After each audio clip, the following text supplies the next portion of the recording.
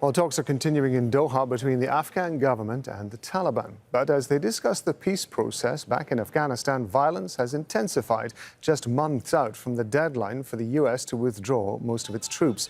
Hundreds of Afghan civilians have been killed and injured since the start of the year as the security situation there deteriorates. Well, the Taliban has been steadily taking control of districts across Afghanistan. Al Jazeera has confirmed that more than 100 districts are now in the Taliban's control. You can see them in red, spread across the country in 20 provinces. OK, let's go live to Osama bin Javed, who's been following those talks for us in Doha.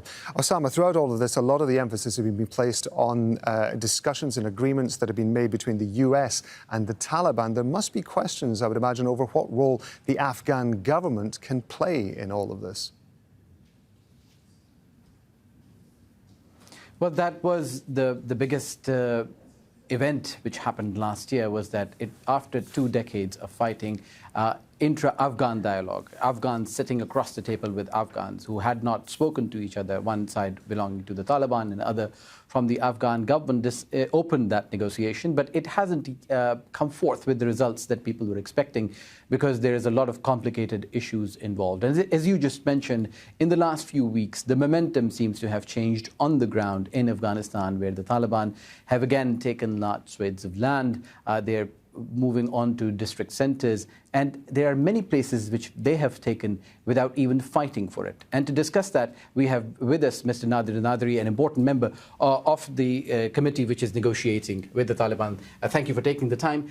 Describe to us why has so much of Afghan territory fallen to the Taliban, and is that not a failure on the part of the government? Well, Osama, we need to qualify when we say so much of Afghan territory. Afghanistan is a vast geography. There are districts that has very limited number of population, who does not have, in terms of both the importance of its administrative unit, but also in terms of the population, is not called and categorized as a strategy. And there was an intentional decision that centers of population needed to be protected because the attacks on civilian population have increased significantly. And then when certain capabilities were diminished, that protection of those smaller, not strategically significant was not possible, we needed to pull out of those areas to protect civilian population and the populous areas. That, of course, had, as part of that process, it had an effect. And the effect was that in some places, places were taken psychologically by creating that environment of a lot of PR and other issues attached to the places where we pulled out intentionally by our own decision. 100+ districts. It is 100+ districts are all those districts from 100+ are the districts that somehow the Taliban could claim that they're controlling. It's not that all of them fall apart just in the past few weeks. It's time of transition, and in transition the ambiguities are large until the information comes out and until everybody's settled down. Some of these are an impact of what we have pulled out and created a different psychology, and some not less significant, some notable districts also gone into that. But our forces are working back, taking back those centers of population. The important question is this now. Are we going to continue to fight forever, or we are going to sit on table, as we are here, ready, genuinely, with a complete faith, to start finding a political solution for that? An excuse that existed, there were foreign forces in Afghanistan, and that's why we are fighting, is gone. It's no more valid. Now what is valid is to protect our people, to protect the gains we have had, to protect the freedoms our people enjoy, and the infrastructure. What's happening now, the space is being dealt with in a way that is a disadvantage of our people and its future. Infrastructure is blowing up.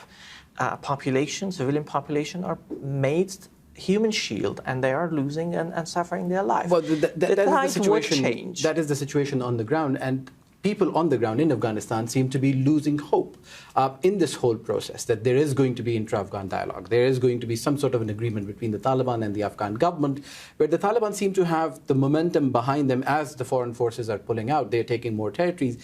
Do you fear that the Afghan government is losing its grip, as there's lots of talk about the government collapsing maybe in a matter of months? Well, these kind of assessments have been there a long time ago. Throughout the past 20 years, there's been a number of intelligence reports that always have been making assessment and predictions. Of course, they may look to some of the indicators. They do not look to the other indicators. A lot of people are up there taking arms and asking the government to allow them to fight against the Taliban. It's a popular kind of reaction to the type of militarism and military push for taking over territory. That's an indicator that one needs to take into consideration. The other key indicator is wherever there's a fight and there is a district that has fallen, you see a massive number of population leaving that district and moving to the area where the government is. It's a clear indicator that people don't want to live under that kind of a circumstances. Why they don't go a district down where the Taliban already had a control? They decide to come to the government area. Now, making a judgment that the government would collapse is a false judgment.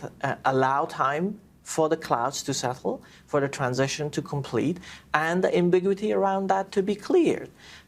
I'm a firm believer that the only solution to ending this conflict and a win situation for all Afghans, be it us, the government, the Islamic Republic of Afghanistan, and the Taliban, is to agreeing on a political settlement on table. And that's why we are pressing for the important issue of a political roadmap, to agree on that, to talk about the important elements of it so that we can quickly agree on a political roadmap and we stop the war and reach to a ceasefire where we can build an Afghanistan that all of our people and our children wants to see. Mr. Nadery, thank you very much for your time. There you have it, the view from Doha, a view of hope from the Afghan government that there is still time to reach a negotiated settlement.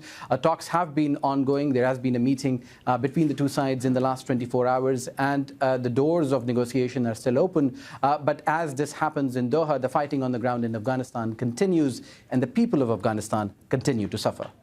Osama, thanks very much indeed. Osama bin Javid.